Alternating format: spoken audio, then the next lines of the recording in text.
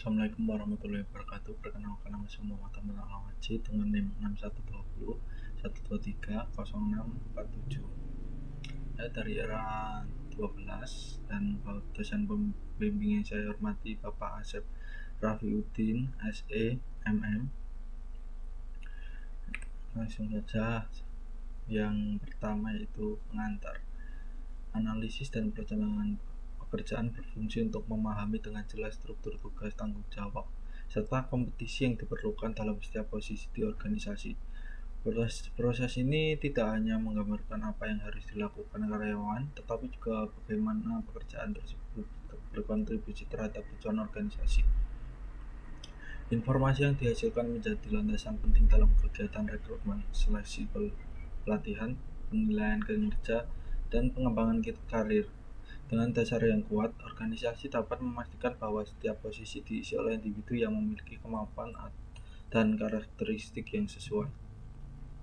Di sisi lain, perancangan pekerjaan yang baik membantu menciptakan alur kerja yang lebih efisien, menghilangkan tumpang tindih tugas, serta meningkatkan motivasi dan produktivitas karyawan.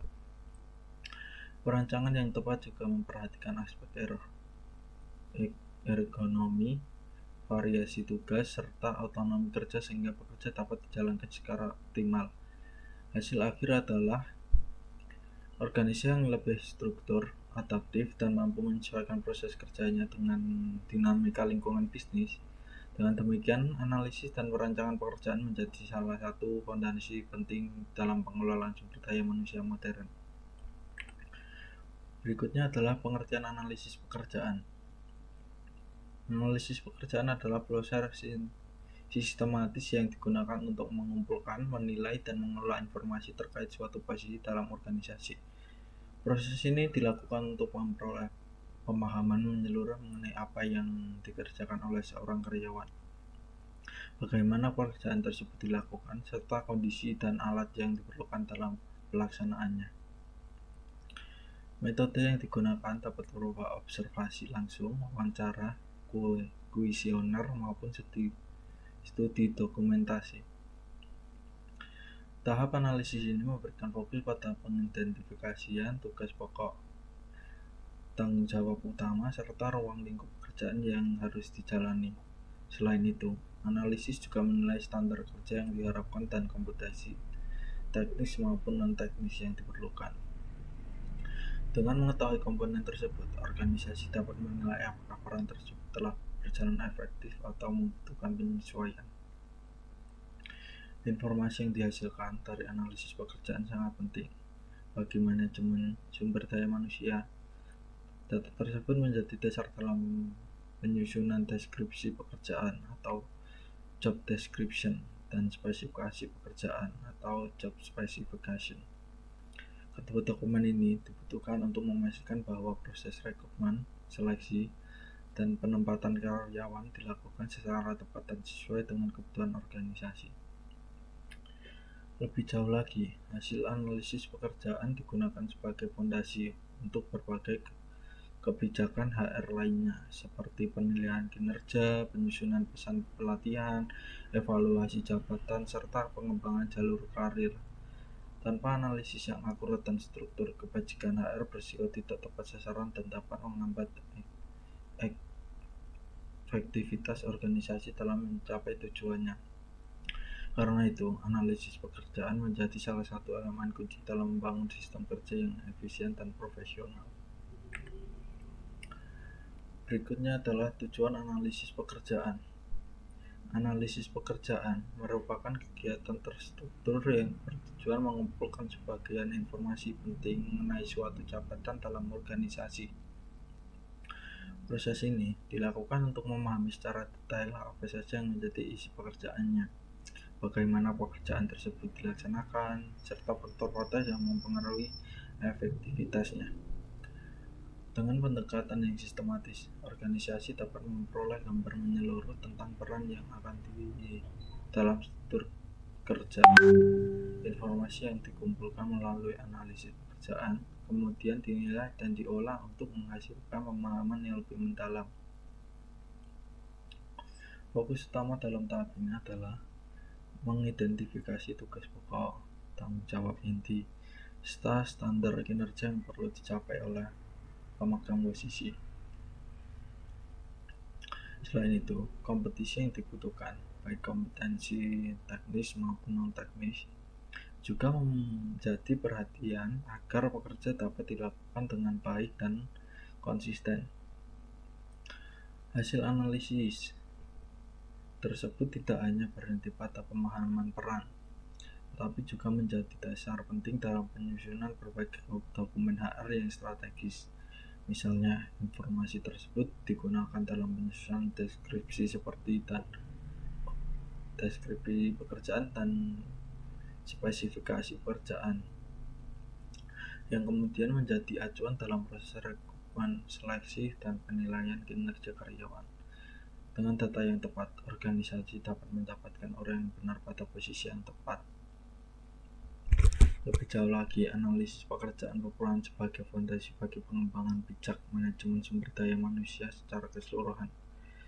Kebijakan-kebijakan seperti pelatihan, pembangunan karir, evaluasi jabatan, dan perancangan sistem kompensasi semuanya memerlukan data akurat analisis pekerjaan. Oleh karena itu, proses ini sangat penting untuk memastikan bahwa seluruh kebijakan HR berjalan efektif dan mendukung pencapaian tujuan organisasi.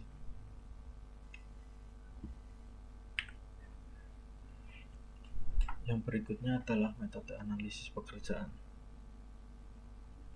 Observasi langsung merupakan metode yang dilakukan dengan cara melihat aktivitas kerja karyawan secara nyata di lingkungan kerjanya. Melalui pendekatan ini, analisis dapat memahami alur kerja, kebiasaan, serta teknik yang digunakan karyawan dalam menyelesaikan tugas. Metode ini sangat efektif untuk jenis pekerjaan yang bersifat fiksi atau operasional, karena memberikan gambaran objektif mengenai kondisi kerja sehari-hari. Selain observasi, wawancara juga menjadi metode penting dalam analisis pekerjaan. Wawancara dilakukan untuk mengalih informasi lebih dalam dari karyawan atau atasan mengenai detail pekerjaan yang mungkin tidak terlihat melalui observasi saja.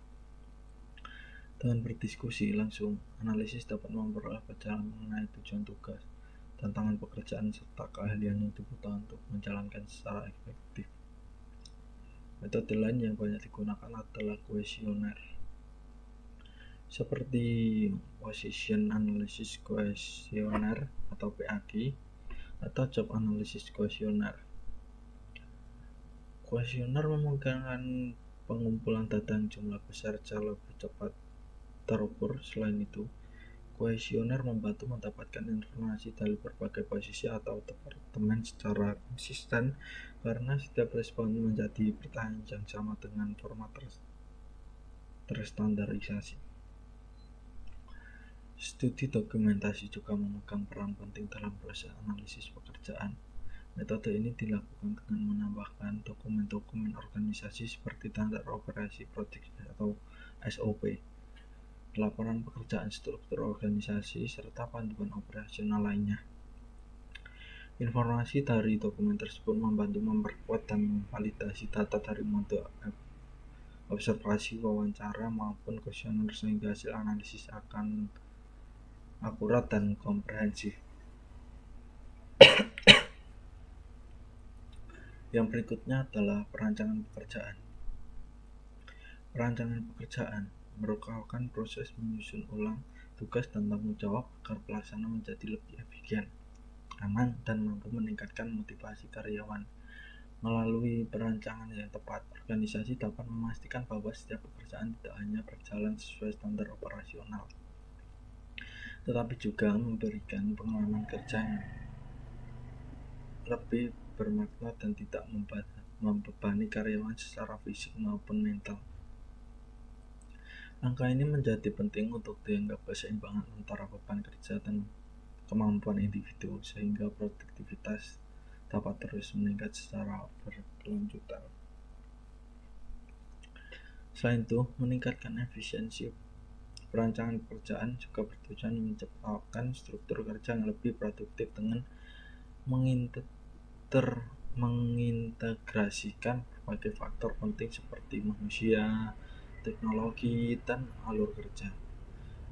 Proses ini mempertimbangkan bagaimana interaksi antar bagian, penggunaan perangkat kerja, serta sistem organisasi yang dapat dioptimalkan agar pekerjaan berjalan lebih lancar dan adaptif. Dengan integrasi yang lebih baik, organisasi mampu membangun lingkungan kerja yang lebih sistematik, responsif, dan mendukung pencapaian tujuan secara efektif. Berikutnya adalah pendekatan perancangan pekerjaan. Dalam perancangan pekerjaan, pendekatan tradisional atau efisiensi menekan pemecahan tugas menjadi bagian kecil untuk mempermudah pelaksanaan dan meningkatkan output. Konsep ini diperkuat oleh scientific management yang berfokus pada standar kerja, metode yang paling efektif, serta paling produktif melalui pengaturan sistem kerja yang terstruktur, kerja yang terukur. Kedua pendekatan ini banyak digunakan dalam pekerjaan yang membutuhkan ketepatan, dan konsisten, terutama pada lingkungan kerja yang bersifat operasional atau manufaktur. Di sisi lain, pendekatan motivasi memberikan perhitungan pada aspek psikologi karyawan dengan menyediakan otonomi, variasi tugas, dan makna dalam pekerjaan agar mereka lebih terlibat dalam bersemangat. Sementara itu, pendekatan ergonomis memastikan bahwa pekerjaan disesuaikan dengan kemampuan fisik dan kognitif manusia sehingga mengurangi risiko kelelahan dan meningkatkan kenyamanan kerja. Kombinasi pendekatan motivasi dan ergonomis menciptakan desain pekerjaan yang tidak hanya efektif secara operasional tetapi juga sehat dan memuaskan bagi karyawan. Yang berikutnya adalah komponen penting dalam desain pekerjaan. Variasi tugas merupakan elemen penting dalam desain pekerjaan yang bertujuan mengurangi kejenuhan dan meningkatkan kemampuan karyawan dengan memberikan berbagai jenis tugas dalam satu peran. Karyawan dapat mengembangkan keterampilan yang lebih luas sekaligus telah merasa tertantang. Pendekatan ini membantu menciptakan suasana kerja yang lebih dinamis serta mendorong peningkatan kompetensi secara berkelanjutan. Selain variasi tugas, otonomi kerja juga menjadi faktor kunci dalam meningkatkan efektivitas pekerjaan. Otonomi memberikan kesempatan bagi karyawan untuk memiliki kendali lebih besar terhadap cara mereka menyelesaikan tugas.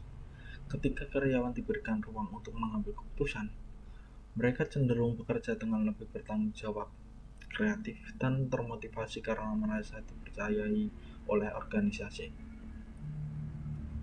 Elemental lain yang tidak kalah penting adalah signifikasi pekerjaan, yaitu sejauh mana sebuah pekerjaan memiliki dampak yang dirasakan oleh karyawan maupun orang lain.